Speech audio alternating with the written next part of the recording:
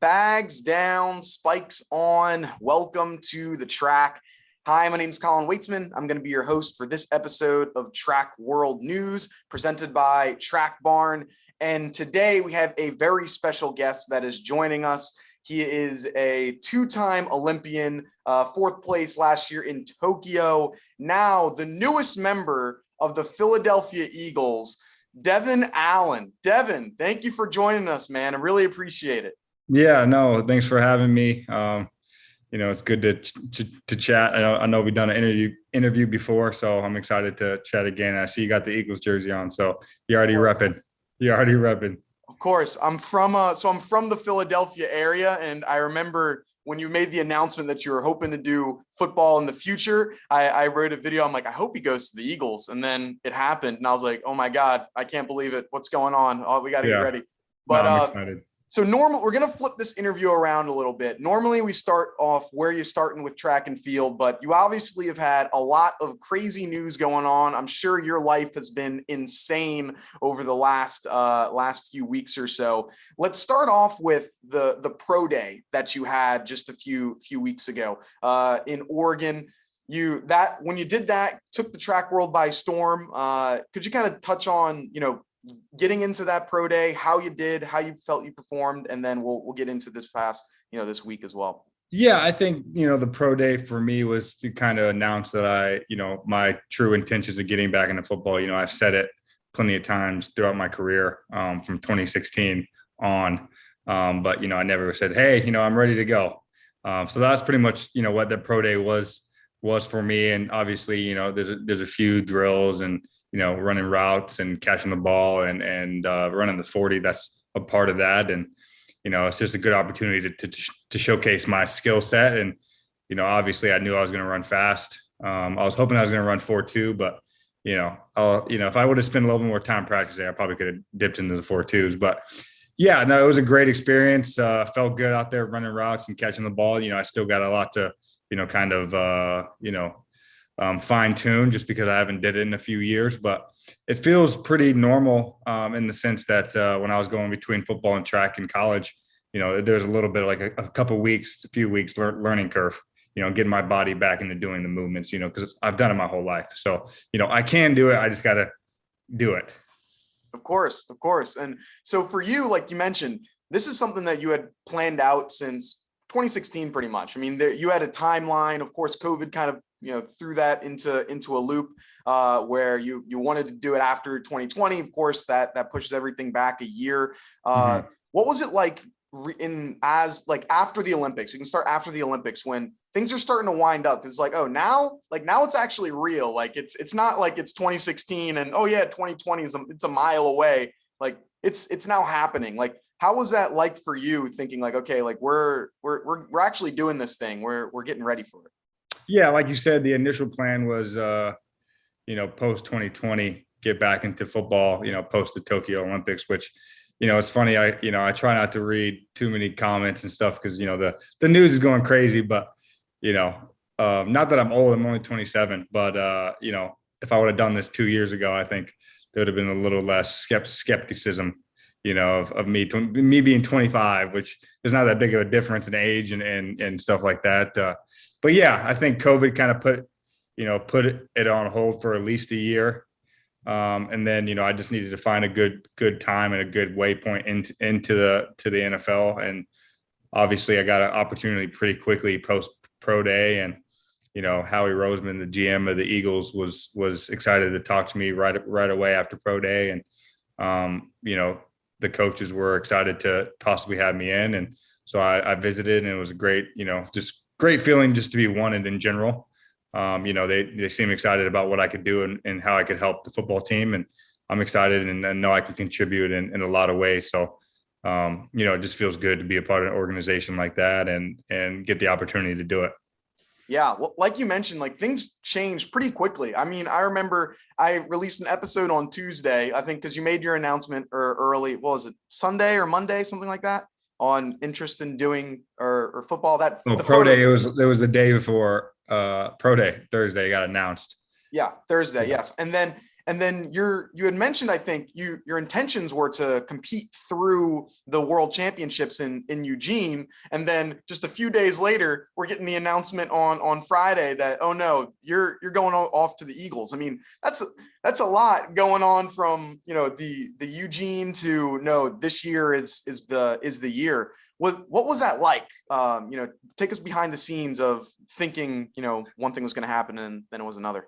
Yeah, it's just a lot of moving parts. I think my goal is to still become world champion this year, and win the 110s at Worlds and compete and do well. And the good thing about that this year is it's early. It's early in the year. It's a little bit earlier than normal world championship. So, it's 2 weeks before training camp starts, which is, what is that? 4 or 5 weeks before the first preseason game and 7 weeks before, the first game of the season.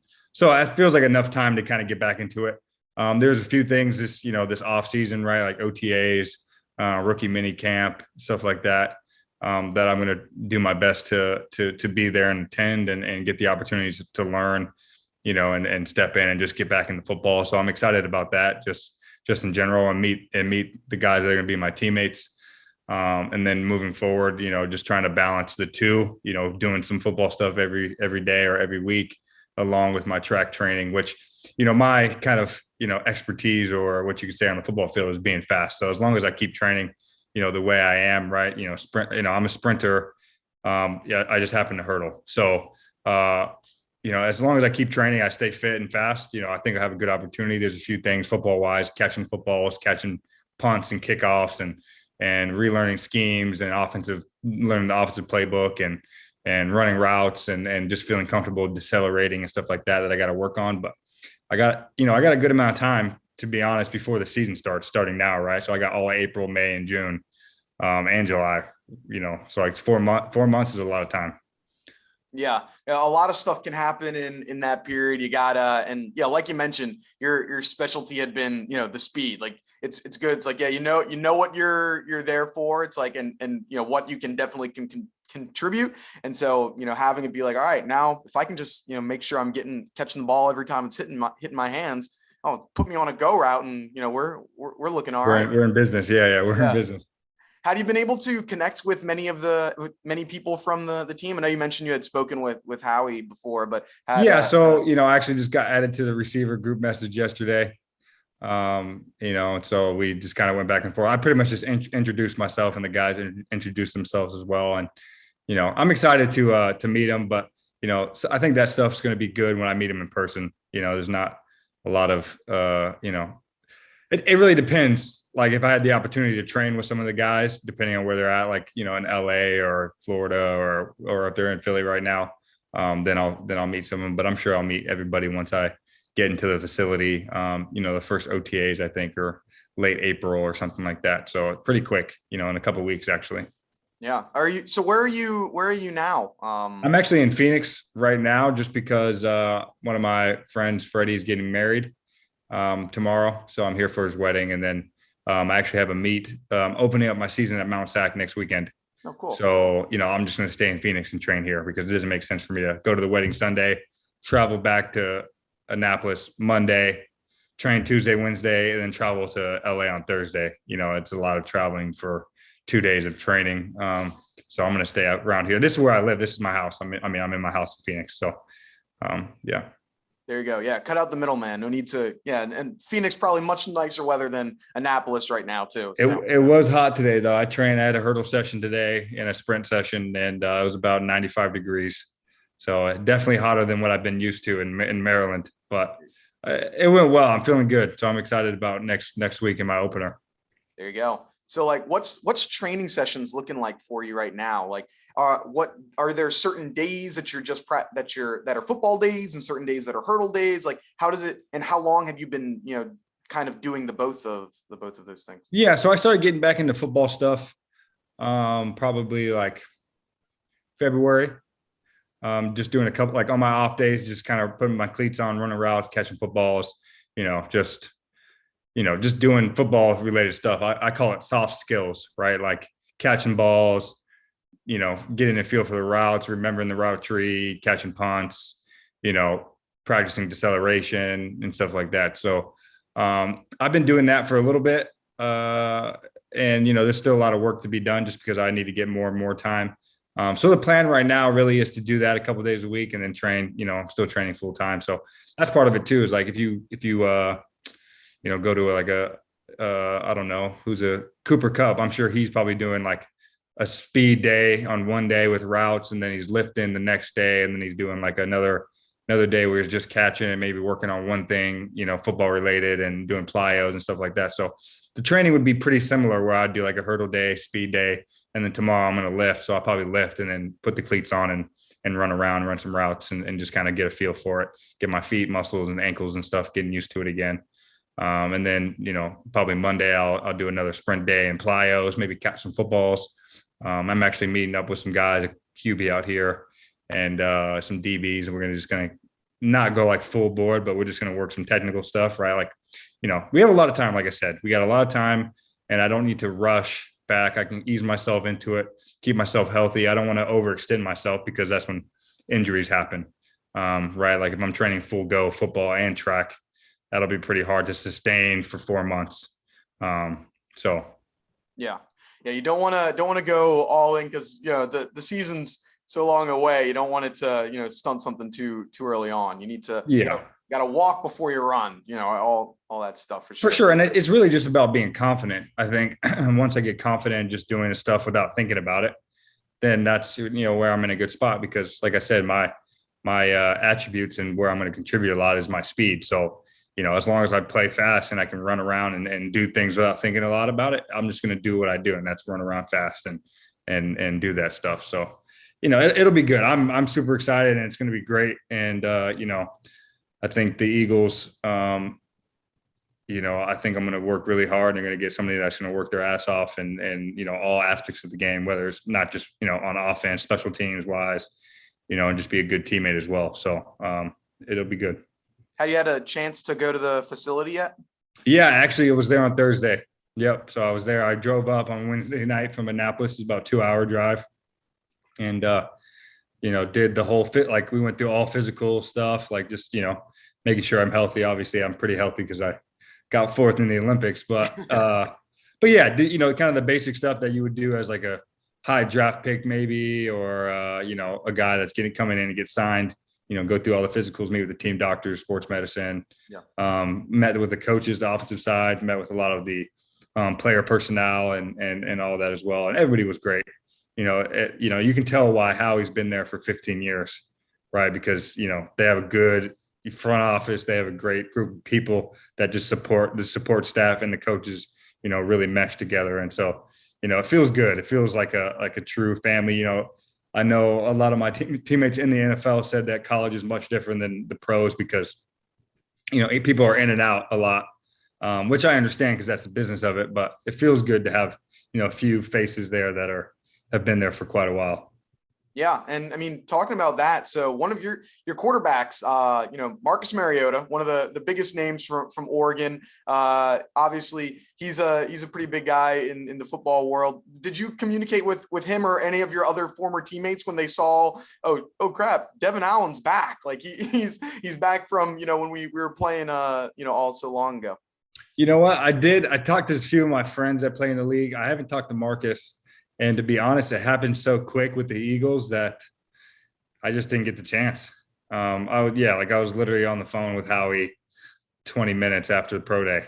Oh, wow. So, and like I said, you always want to go, in life, you always want to go where you're wanted and where people, appreciate you. And that they made me feel that right away. And so, that's home for me now. It's very cool.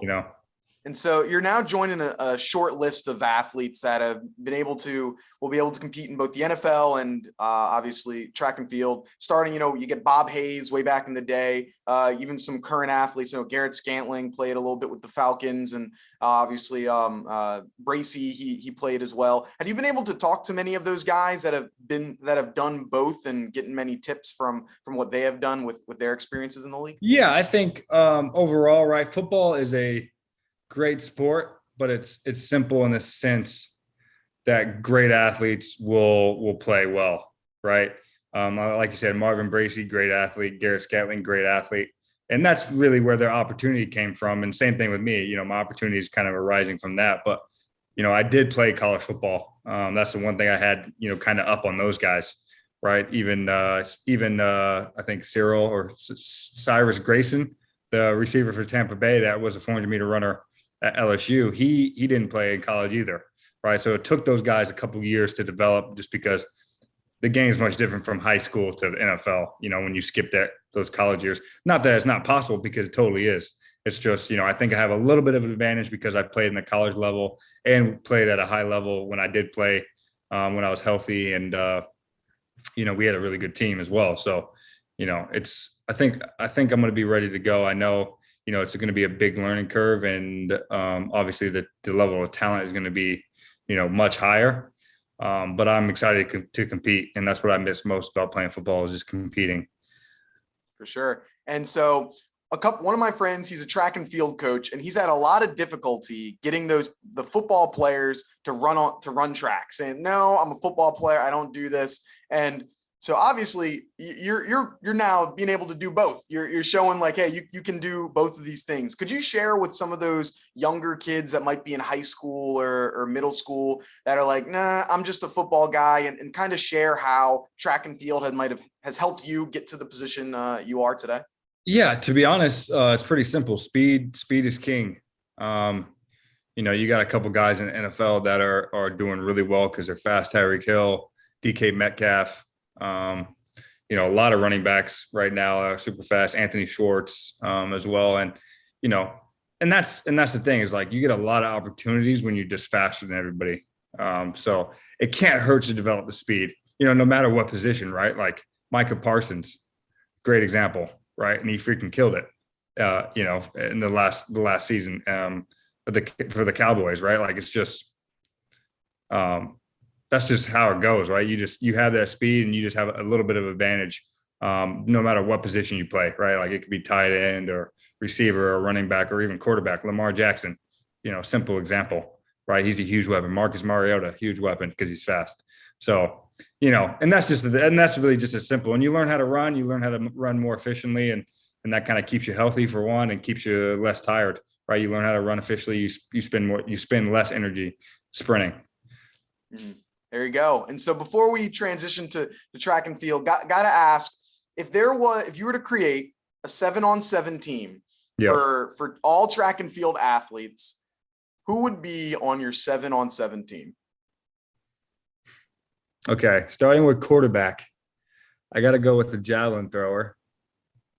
I'll just go with one of my teammates, Sam Krauser, national champ in I think 2014. So he can launch the javelin. So obviously he can throw the ball. If I'm going 7-on-7 now, so we're doing. We're just going to do offense. Yeah, do offense. Yeah. Running back, I'd put Christian Coleman back there, just to kind of get loose in open space and give him the ball. If I need a tight end position, I'm going with I might go with Ryan Krauser. There you go. He's a great athlete, just because I've seen him run and I've seen him do really athletic things, so I think he can handle that. A couple wideouts, including myself, Grant Holloway, definitely, great athlete. Garrett Scatling is probably going to be up there as well, just because overall he's one of the best decathletes in the world. So how many is that? That's 5. Yeah. 2 more.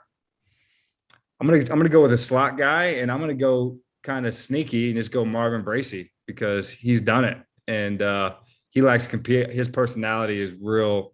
That's why he did so well when he did play football, and now that he's running track. Anything that he does, he's gonna do well, because he's like, his personality is like compete. And then my last spot, I'm gonna throw a curveball in there, just because I think he can do anything, and put Mondo Duplantis in there.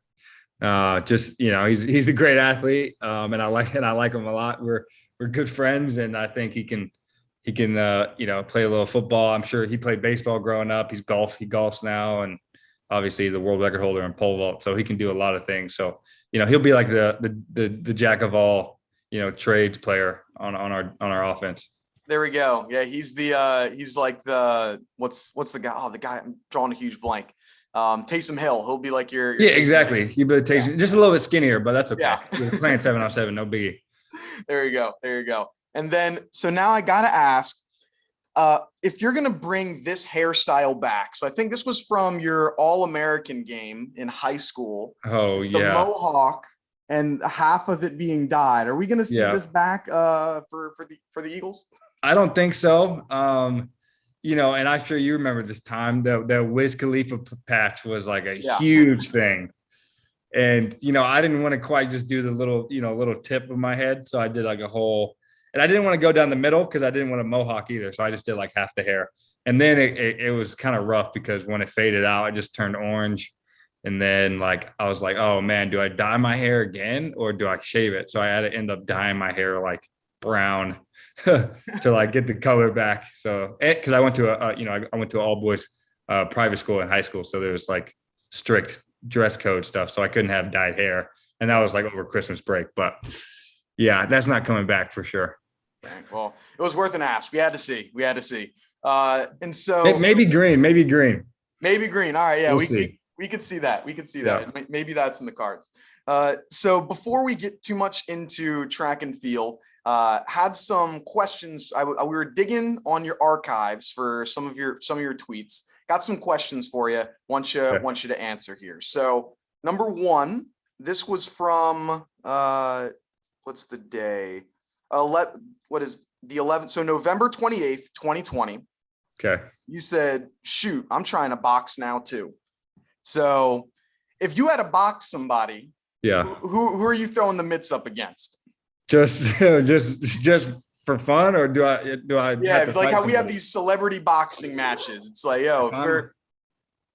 who would it be?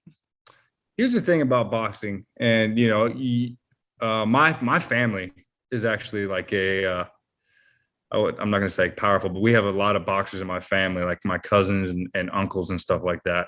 And one of my cousins, Darren, he is a U.S. national champ, like amateur boxing in the 80s, and is like a Pan American silver medalist, you know, back when the Cubans were like dominating boxing because it was all amateur. And he actually made the Olympic team, but that was a year it got boycotted. Right. So my family was boxers growing up. I didn't box a lot. I spent like 3 months when I was like fourth grade, fifth grade, and I just got way too busy to do it because it's hard. It's a lot of training. And I was like, man, I can't box, train, and play baseball and football at the same time. I'm going to be worn out. But I think I could be good at it. That being said, so if I were to have to fight somebody, I got to be realistic though, is I would cut maybe 20 pounds. So I'd box at like 175 and fight like, who's 175? Ryan Garcia. He's a little lighter than that, but obviously he's a great boxer and he beat my ass, but you know, get my foot in the door.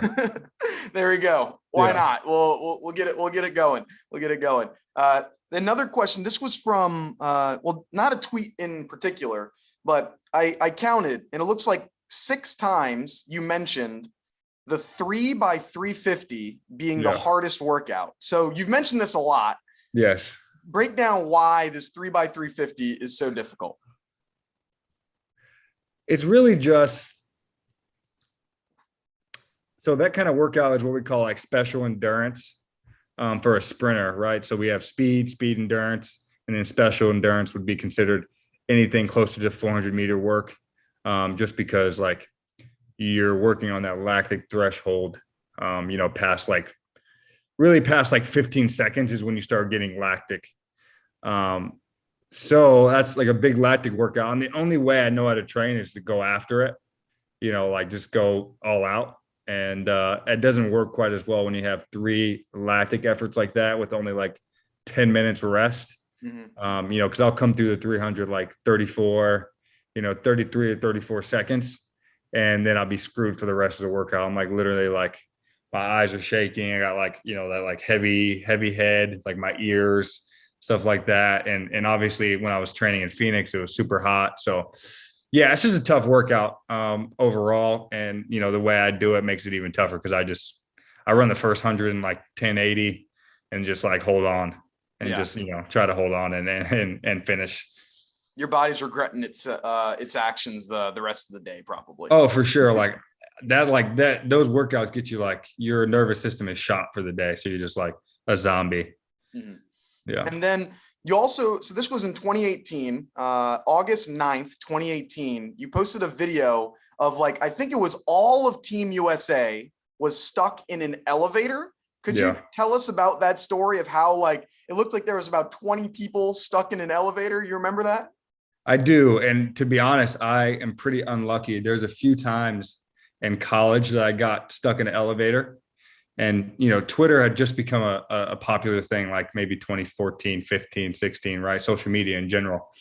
And so I tweeted, if you go way back, like the stuck in the elevator chronicles, I was like, hey, it's been 2 hours, morale is low, but we still have food and still have water, come save us, kind of making it funny. Mm-hmm. So those couple of years, I got stuck in the elevator like 4 or 5 times. It was crazy. Like literally insane, like how many times that happened to me. And so, I just feel like I was like the bad luck charm for that The US one was tough too, because like you said, we were 20 deep. The other times I'd been stuck in the elevator, it was like 3 of us or 4 of us. So, body heat really starts radiating very quickly when you have 20 people in the elevator. Yeah. It looks like a clown car. Like there's just another person coming out one after one. And to be honest, and that's why the elevators say, hey, weight limit shouldn't exceed 800 pounds. And like, to be honest, I can't remember who exactly was on the elevator, but I'm sure Ryan Krauser was on there. So a couple 300-pound men, and that pushes that weight limit real quick, quick. It gets real close there. And so last one before we then start transitioning to your track stuff. So you went to a pretty elite high school for athletics.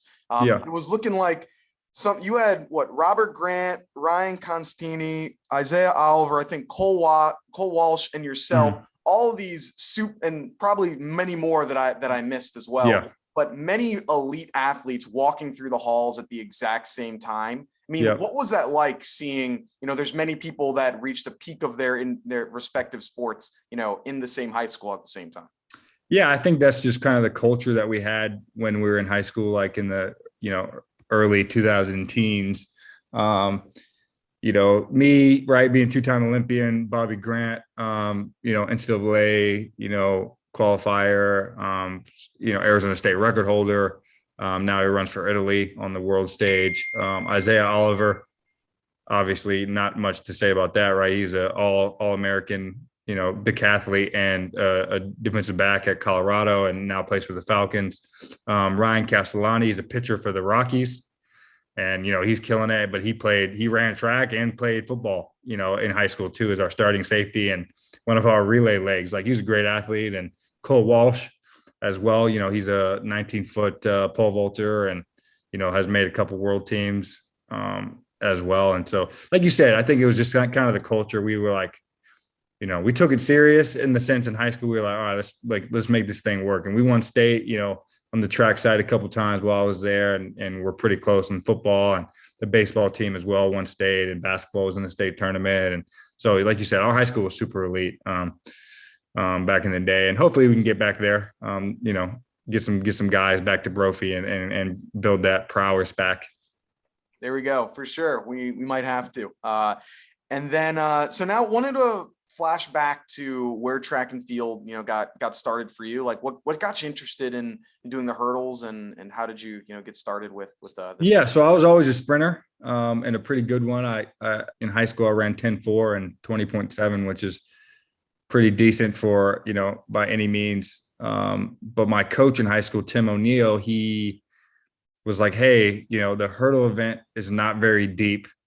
Meaning there's not a lot of people that are running fast. There was like one guy at the time, I think his name was Cameron Taylor, that was running quick in the 300s and the 110s. So he's like, I think you can score a lot of points, for us at the state meet if you do the hurdles too. So we started hurdling my sophomore year, probably like 4 weeks before regionals. And so I learned how to hurdle. My first meet, I ran like 16.3, and then the next meet I ran like 15.8, and then the next meet I ran like 15.3 to qualify for state through regionals.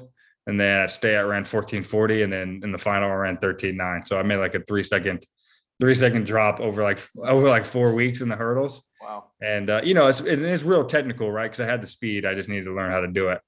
And so I was like, man, okay, maybe I'm a hurdler. And then the next year, literally the first meet of the year, I broke the state record. So I was like, okay, I can do this. And then, it's pretty, like I said, sprinting, hurdling is so much like sprinting. Obviously, we do a little bit more technical work, but we don't practice, the exact, like, the 100-meter block start is so different from the 110 block start. Sometimes, like when I run the 100, my wires get crossed and I don't really get a great start. And then I got to like, catch up.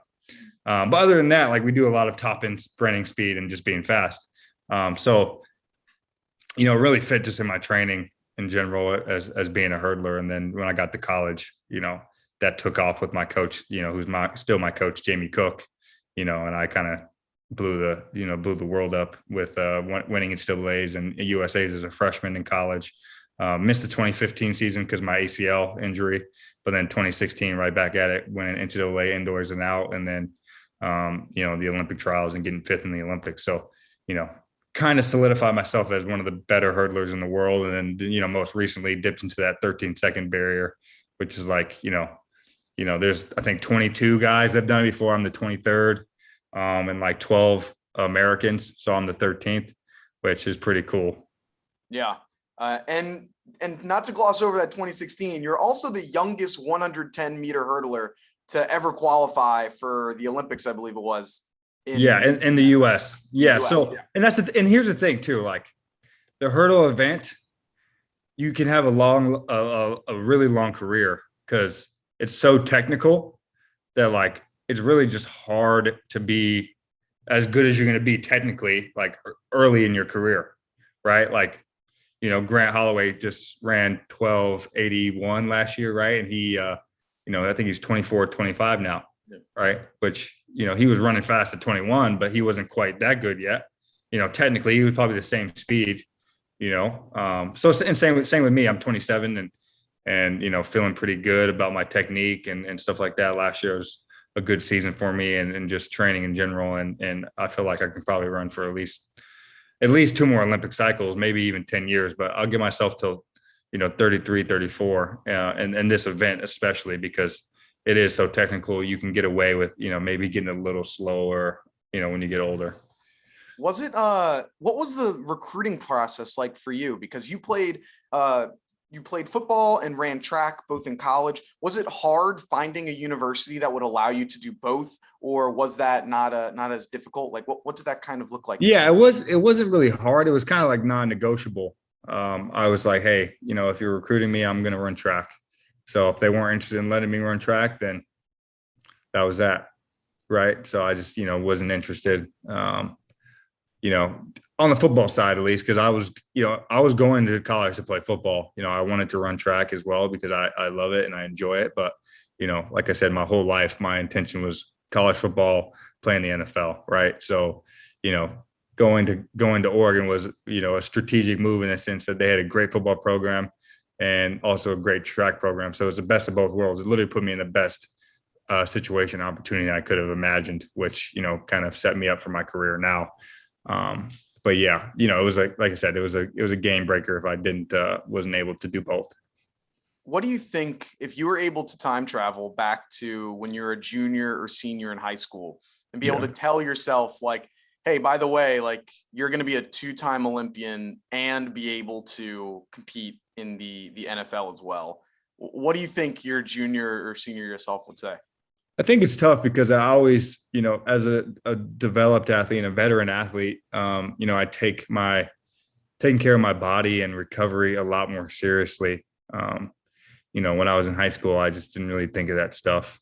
And strengthening things that like are very important. Like the reason I think I had my knee injuries in college was I was coming off of some, especially the second one, I was coming off an ankle injury. Right. And I just like, an ankle is one of those things like you warm up, it feels fine. But like when there's some instability or some pain and your body's protecting your ankle joint, which is a mobility joint, some of that force that your ankles should be taking goes up to your stability joints, like your knees. So I think that's, the main reason, obviously it's unlucky, but I now know like, hey, like the feet are most important, then the ankle, then goes up to the knees and the hips and stuff like that. So, taking care of the small things in terms of, getting my body strong, feet strong, the muscles around my hips and my adductors, abductors, hamstrings, quads, calves, posterior tib and stuff. Like I didn't know anything, know about this stuff. I didn't know like why, strengthening these muscles was important or this and that. So that's what I would tell my younger self, like, hey, take care of your ankles, kid. Yeah. Yeah.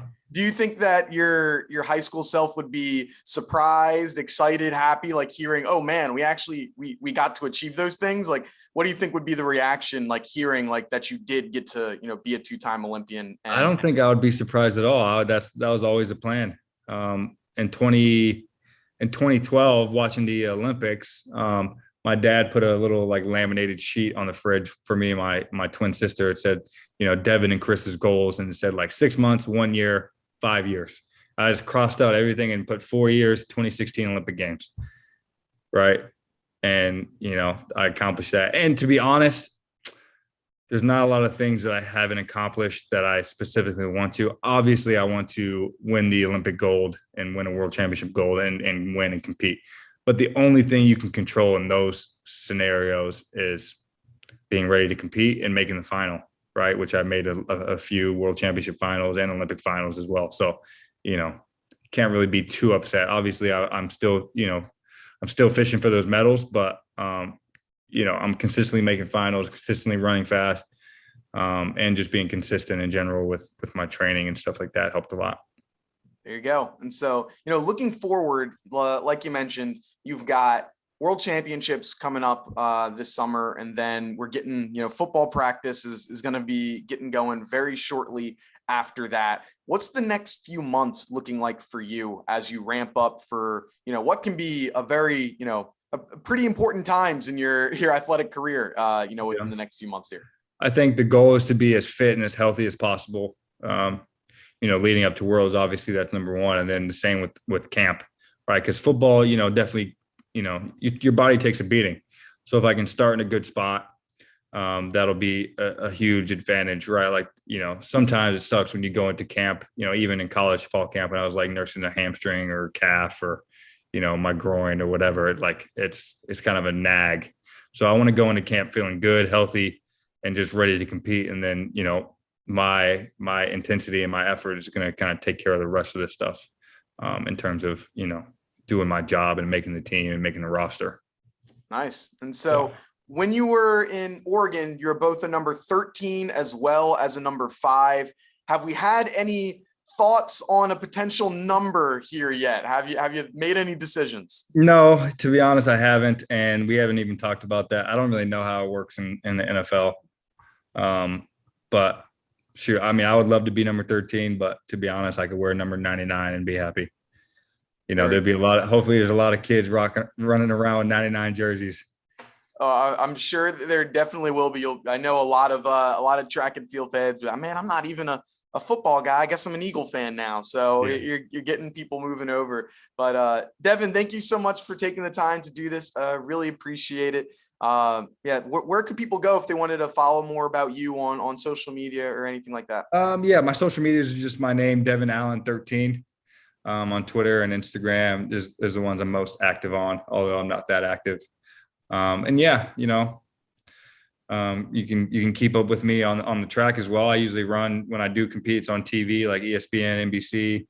And then, hopefully this next season goes great, which I believe it will. And you'll see me in the end zone more than a few times. There we go. We definitely can't wait for that. Devon, thank you so much for taking the time. And thank you to everyone who's been listening. This has been another episode of Track World News. If you want more content, go and follow us over on Instagram at Track World News. We post almost daily over there. That's going to do it from us. Have a good one and peace.